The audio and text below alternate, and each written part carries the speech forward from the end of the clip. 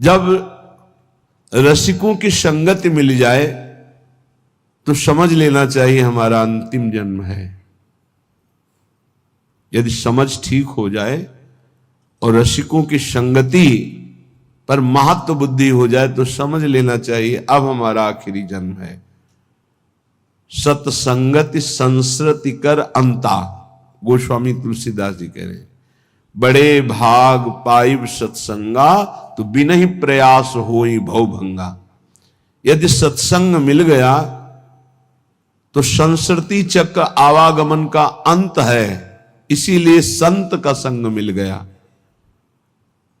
रसिकन की सत्संगति दीजे सुनिबो रस भरी बानी, क्योंकि उनकी रस भरी बाणी सुनने से हमारा जो मलिन मन है वो स्वाभाविक निर्मल होने लगता है। साधना में नवीन उत्साह आने लगता है। जहां हमारी गलती होती वहां हमको चुभते हैं सत्संग के वचन, जलन पैदा करते हैं, बार बार हृदय को जलाते हैं, तो हमारी गलतियां भस्म हो जाती हैं। गलतियों का, अपराध का जो पाप का दंड मिलना था वो सब नष्ट हो जाता है और पुनः गलती होने की संभावना नहीं रह जाती। ऐसा प्रायश्चित होता है सत्संग सुनने से। कुंजन को नित डोली बो दीजय, दीजो भोर बुहारी, मिलबे की ही माही चटपटी, प्रीति ही ये अति भारी। प्रियाजू, ऐसी कृपा कर दो कि हमारा देहाभिमान गलित हो जाए। रोज मैं सोहनी लेकर के सार्वजनिक स्थलों पर सोहनी लगाऊं, सार्वजनिक, जहां हमारा सेवा का भाव देह भाव को गलित करता है। परिक्रमा मार्ग है जहां बहुत से लोग एकत्रित होते हैं, जहां बहुत से लोग आ जा रहे हैं, वहां की सफाई, ये बहुत बड़ी सेवा धाम की है सोहनी सेवा। पर वो देहाभिमान ऐसे लाभ को नहीं लेने देता। एक आदमी करोड़ों रुपए का दान करे और एक आदमी जहां से सब लोग निकलते हैं, बैठते हैं, उठते हैं, ऐसी जगह सोहनी लगा दे तो उसकी समानता नहीं कर सकता, सोहनी लगाने वाले की समानता, क्योंकि उसके अंदर कहीं ना कहीं रहेगा कि मैं 1 करोड़ दान किया। लेकिन जो सोहनी लगा रहा है उसको रोना आएगा, दैन्यता आएगी, रज उड़ेगी, उसके शरीर में लगेगी, सारे पाप नष्ट होंगे। ये रज ब्रह्मेश्वर आदि शुद्ध रूह पदारविंद की है, प्रियाजू की रज है, चरण रज। ये आपके हृदय को प्रेम प्रकाशित करने में बिल्कुल निर्मल कर देगी, योग्य बना देगी। अगर धाम आए हो तो कहीं भी 4 हाथ सोहनी जरूर लगा दो, तुम्हारा सौभाग्य होगा। यहां गंदगी मत फैलाओ, ये प्रियाजू का महल है। यहां जो भूल चूक से गंदगी फैला देते हैं उसको साफ कर दो, बड़ी कृपा होगी आपके ऊपर, बड़ी कृपा होगी यदि ऐसा आप करेंगे। पर वो देहाभिमान नहीं करने देता, धूल लग जाएगी। जो तुम्हारे कर्मों की धूल चटाने के लिए तैयार है, उसको मिटाने के लिए ये ब्रज धूल है। जैसी भट्ट धूल धूसर तन ये आशा और धार। बड़े वो महान भाग्यशाली हैं जिन्होंने ब्रजरज के द्वारा समस्त कर्म बंधनों को छिन्न भिन्न कर दिया है। ये जल्दी समझ में नहीं आएगा। ब्रजरज लगाने की हिम्मत नहीं पड़ेगी पापात्मा को। देखते हैं कि अगर ऐसे हुआ भी तो ऐसे ब्रजरज लेकर ऐसे लौटने की, लगाने की, ये बहुत महापुरुषों के गूढ़ वचन हैं। रज का जरूर सेवन कीजिए, बहुत प्रार्थना, ये अमूल्य। समस्त ब्रह्मांडों में कहीं भी ब्रजरज की समानता करने वाली, कहीं की रज की महिमा नहीं कही गई, ब्रजरज की महिमा वर्णन की गई। स्वयं श्री भगवान 1 वर्ष तक शास्त्रों वचनों का रूप धारण करके संपूर्ण ब्रज 84 कोष की रज का स्वाद लिया। जब ब्रह्मा जी ने अपहरण किया तब भगवान ही स्वयं बछड़े बने। ये रज बहुत अपार करुणामयी है। सोहनी लगाने से स्वाभाविक ही रज का अभिषेक हो जाता है। और प्रिया जो देखती कि मेरे महल की टहल कर रहा है, बहुत कृपा होगी। संपूर्ण वृंदावन, संपूर्ण ब्रज हमारे प्रभु का निज घर है, निज घर है। कहीं भी सोहनी लगा रहे हो तो प्रभु के घर में लगा रहे हो। अम्बरीश जी और दुर्वासा जी, अगर साधना में देखा जाए तो दुर्वासा की समानता कदापि त्रिभुवन में कोई बिरला ही कर सकता है। अम्बरीश जी की तो बात ही जाने दो। अगर साधन पक्ष में देखो तो दुर्वासा जी, और समर्पण पक्ष में देखो तो अम्बरीश जी। अपने हाथ से सोहनी लगाते हैं, अपने हाथ से पोछा लगाते हैं, चक्रवर्ती सम्राट होते हुए भी।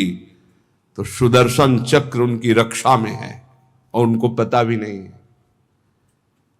दुर्वासा जी दूर्वा रस पान करते हैं, केवल वलकल की लंगोटी लगाते हैं, 60-60 हजार वर्ष की समाधि धारण करते हैं। कोई साधारण महात्मा नहीं, लेकिन कहीं ना कहीं साधन पक्ष का बल है।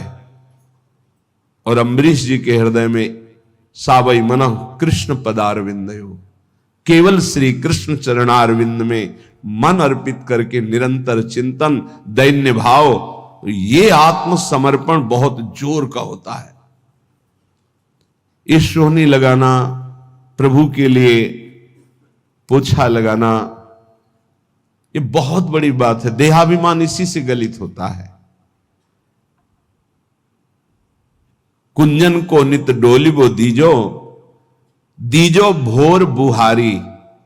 रोज हम सोहनी लगावें, कहीं ना कहीं लगावें। एक नियम बना ले थोड़ा सोहनी लगाने का। अपने लोगों को का नियम था, पूरा हित धाम को करते हुए परिक्रमा मार्ग मदन टेर के सामने तक ऐसे पूरा साफ कर, पद गुनगुनाते हुए जो सोहनी लगाने में सुख मिलता है ना, अलग अलग स्वाद होता है भजन का। जैसे एक ही खोए को बहुत प्रकार से हम स्वाद लेते हैं, कुछ पेड़ा बना के, कुछ लड्डू बना के, कुछ उसी खोए के विविध प्रकार की मिठाइयां बनती, ऐसे ही भजन का विविध स्वाद है। माला लेकर एकाग्रता पूर्वक जप करना, सत्संग सुनना, सोहनी पोछा लगाना, भगवत सेवा करना, साधु सेवा, ये विविध प्रकार से उसी भगवदानंद का रसास्वादन है। श्री भूरी सखी जी कहती हैं, प्रिया जो ऐसी कृपा करो कि ब्रज में वास मिले, वृंदावन वास मिले, और आपके कुंजों में रोज सोहनी लगाने का सौभाग्य मिले। ये संपूर्ण वृंदावन ब्रज ये कुंज निकुंज है। कोटि प्राण नित बारी बोधी जय, देखत चरण छटारी। वैसे तो मुख्य 5 प्राण हैं और 5 प्राण सहायक है, तो 10 प्राण कहे गए हैं।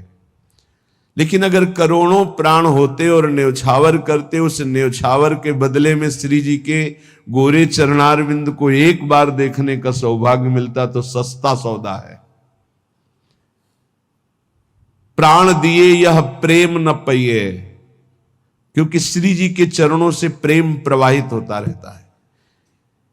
सत्प्रेम सिंधु मकरंद रसौग धारा, प्रेम धारा गोरे चरणारविंद से ही प्रवाहित हो रही है, प्रियाजू के चरणों से। लालजू का प्रेम ही प्रियाजू है। इसलिए एक रसिक महान पुरुष ने कहा कि श्री कृष्ण का प्रेम बिना प्रियाजू की कृपा के मिल ही नहीं सकता। उन्होंने विनोद में कहा, श्री कृष्ण के पास तो प्रेम है ही नहीं, वो तो प्रियाजू है। तो एक उपासक ने प्रश्न किया आके हित धाम में कि उन्होंने ऐसे कैसे कह दिया, हमें बड़ी जलन हुई कि श्री कृष्ण के पास प्रेम ही नहीं है। तुमको शब्द बोलिए, आप वही शब्द बोलिए जो वो बोले हो, क्योंकि आप मिलावट कर दोगे तो अर्थ नहीं निकल पाएगा।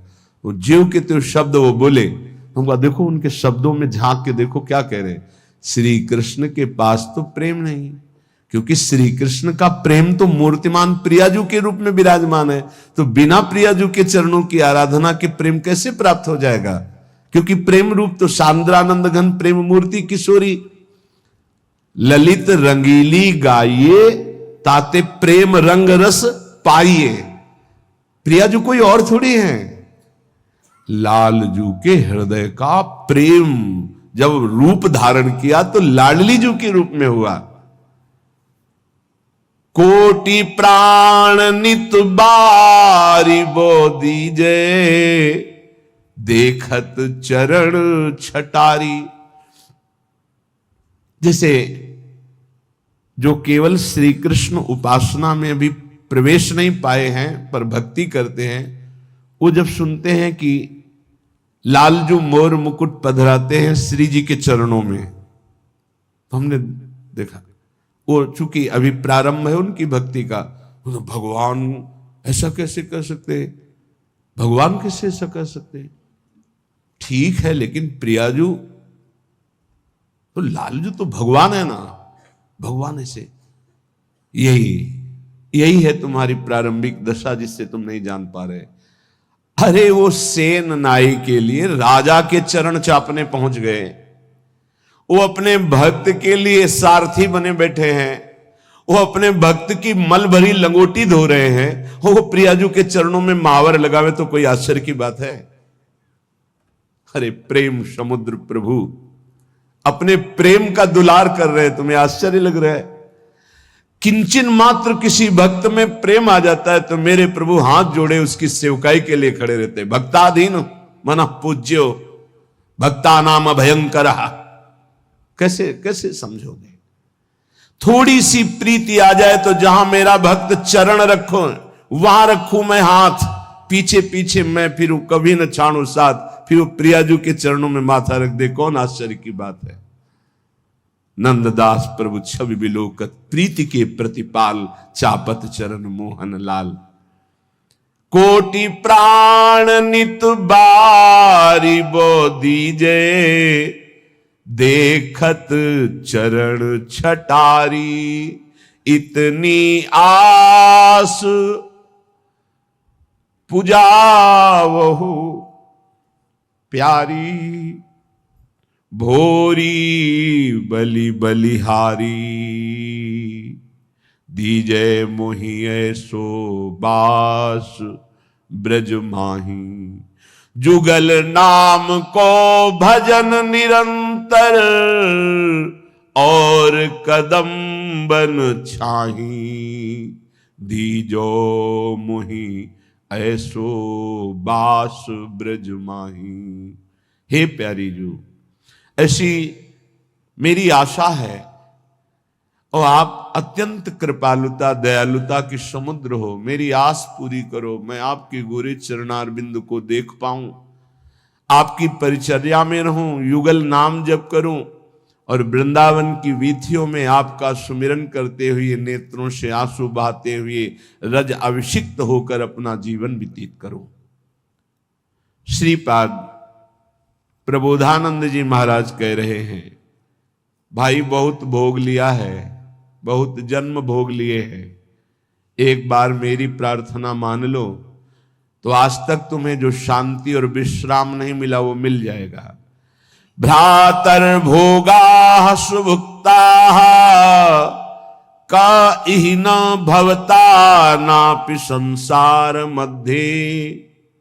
ए भाई, तुम्हें पता नहीं कि तुमने क्या क्या भोगा है, बहुत कुछ भोग लिया है, सब भोग लिए हैं।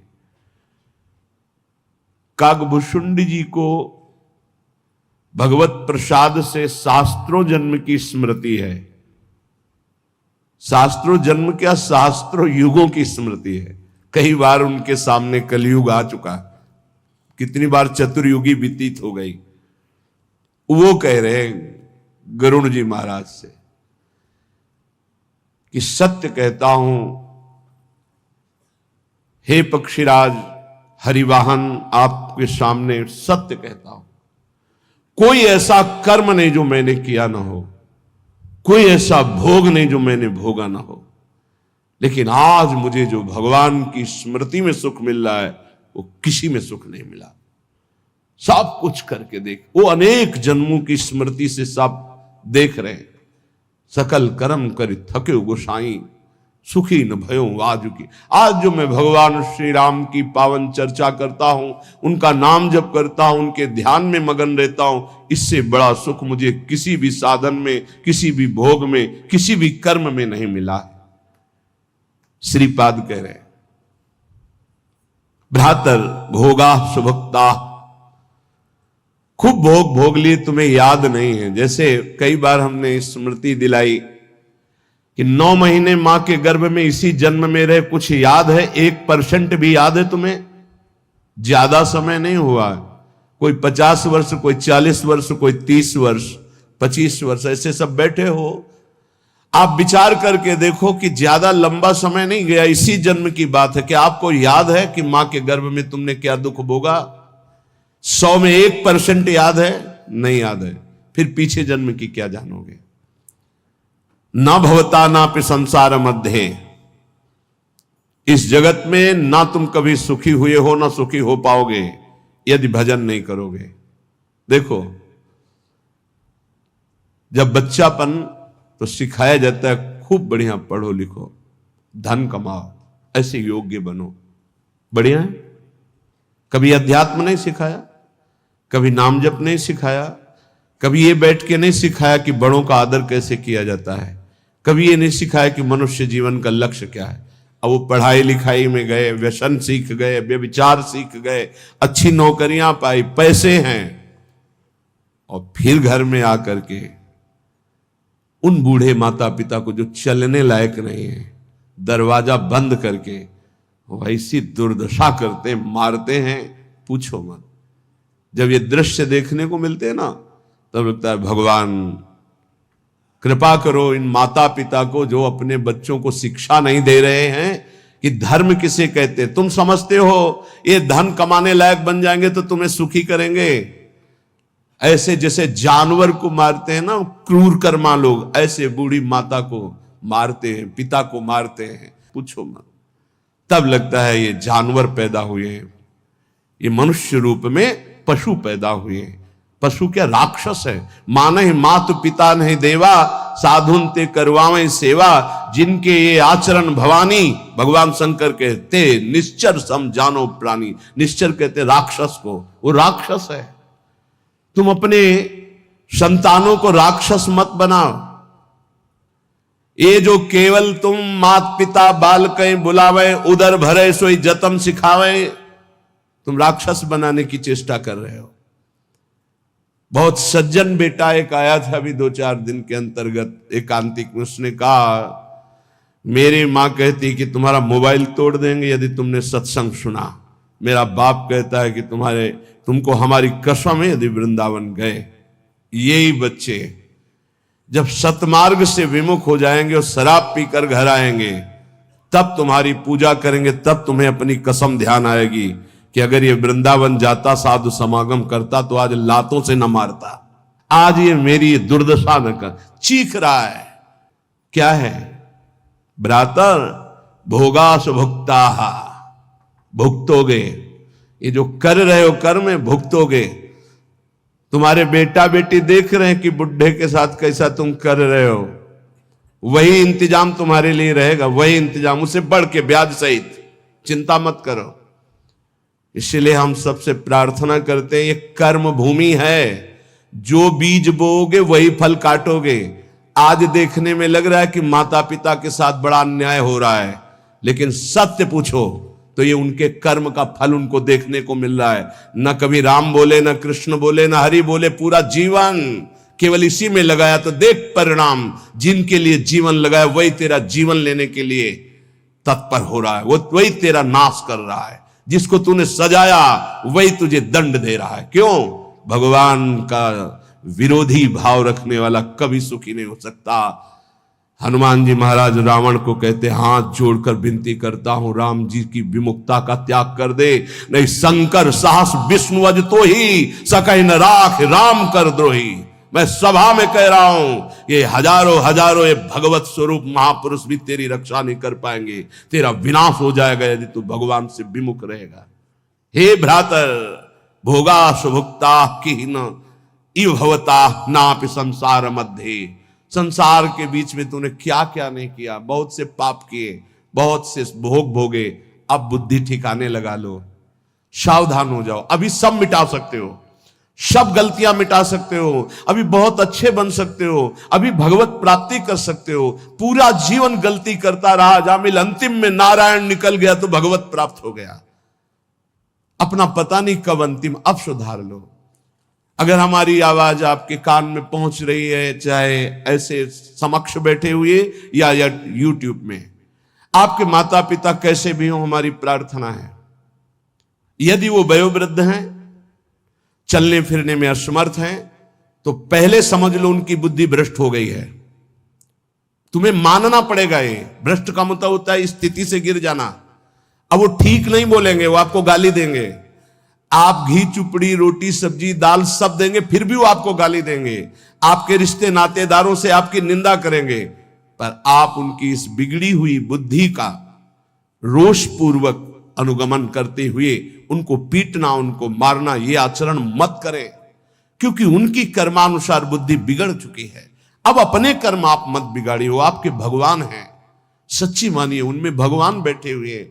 ऐसे असमर्थ माता पिता को भगवान की तरह दुलार करोगे तो तुम सदैव श्री संपन्न रहोगे, लक्ष्मी तुम्हारे घर से नहीं जाएगी। और जिन घरों में माता पिता को त्रास दिया जाता है, जिन घरों में आए हुई पानी ग्रहण करके पत्नी के साथ अनर्थ नाना प्रकार की दोष वृत्तियां, वो घर कभी श्री संपन्न नहीं हो सकता, सुख संपन्न नहीं हो सकता। आप सत्संग सुनने आए हो, इसी का सुधार करना चाहिए। माता पिता आपके साथ क्या व्यवहार कर रहे हैं बिल्कुल मत देखो, ये मान लो कि ये पागल है, उनकी बातें मत सुनो। तुमका अपना कर्तव्य दे, तुम्हारा क्या कर्तव्य, हमको केवल अपना कर्तव्य देखना। हमें बहुत कष्ट होता है जब ये बात देखते हैं कि बूढ़े असमर्थ माता पिता के साथ ऐसा व्यवहार, तब लगता है ये कलेजा है इसका हृदय है कि भगवान ने पत्थर की रचना की इसके हृदय में। अरे और कौन, जिसने 9 महीने गर्भ में रखा, जिसने अपने रक्त का दूध बनाकर तुम्हें पिलाया, जिसने तुम्हारे मल मूत्र साफ किया, आज तुम हाथी जैसे जवान हो तो लात मारते हो, डंडा मारते हो, उनको गाली देते हो।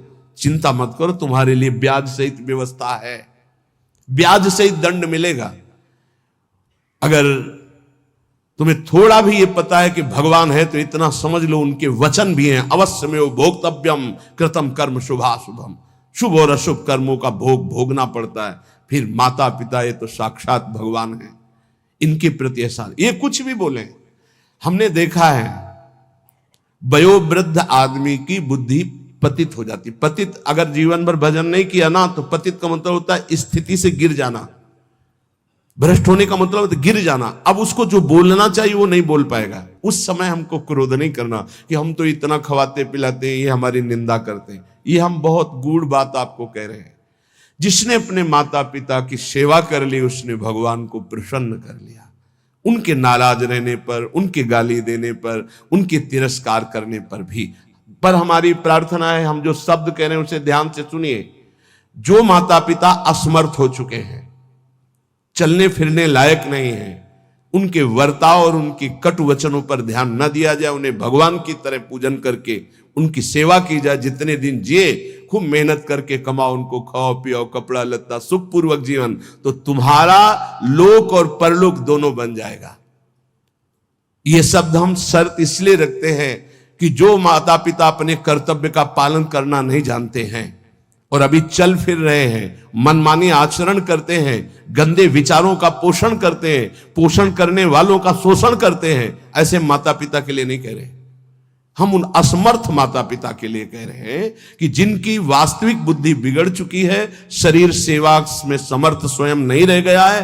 अब हमारा कर्तव्य बनता है वो गाली दे, वो पड़े पड़े हगे, तो भी हमें उनकी सेवा करनी चाहिए। निश्चित भगवान प्रसन्न हो जाएंगे, निश्चित। हमने आपको कई बार उदाहरण में बताया है महाभारत का प्रसंग। एक महात्मा कश्यप नाम के थे, तो एक वृक्ष के नीचे बैठे ध्यानस्थ थे। जब एक बगुली बीट कर दिया तो ऐसे माथे से गिरा, तो ऐसे देखा और रोष पूर्वक देखा तो भस्म हो गई, आग लग गई और जलकर राख होकर गिर गई। उनको लगा मेरी तपस्या बहुत पावरफुल हो गई। एक घर में गए, भिक्षामदेहि, एक साध्वी भगवत भावपरायण पति को भगवान मानने वाली पतिव्रता देवी निकली, प्रणाम किया। ब्राह्मण कुछ क्षण रुकिए, अभी मैं आपको भोग लाई। जेव ही वो घर गई तो दूसरे दरवाजे से उसके पति आ गए। बिल्कुल ध्यान से सुना, अपने पति को साक्षात भगवान मानना, अपने पति की ही आराधना में तन्मय रहना, ये पातिव्रत बड़ा महान धर्म है। इसी से भगवान शंकर, ब्रह्मा और विष्णु को 6-6 महीने के बालक अनसुईया जी ने बना दिया था।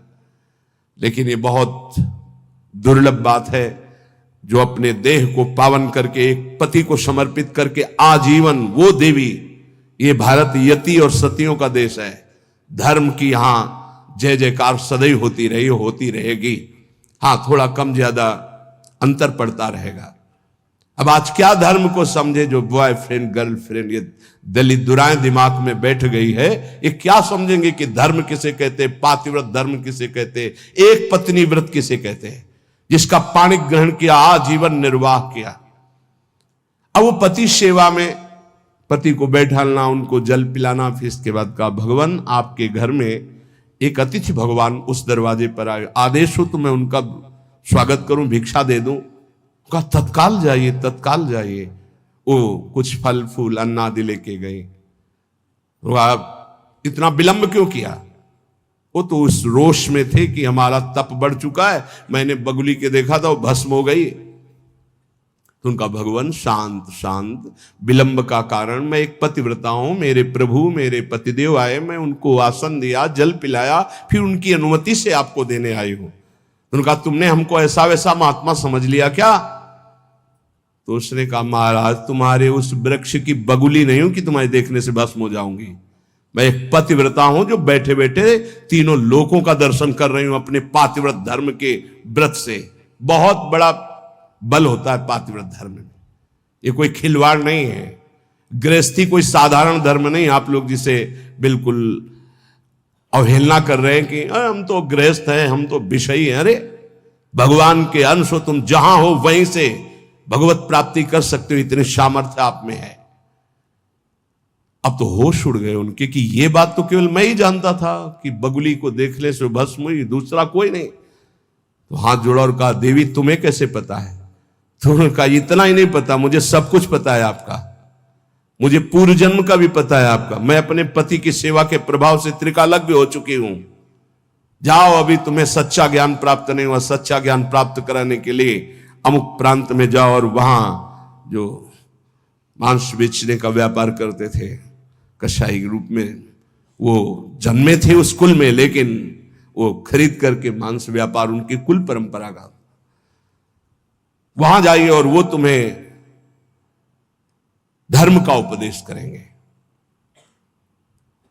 विचार किया कि इतने सिद्ध महापुरुष है, अपने पातिव्रत धर्म से मुझे जाना चाहिए। वहां गए तो कितना चाहिए, जो जितना वैसा घृणित, ये उपदेश करेगा धर्म का।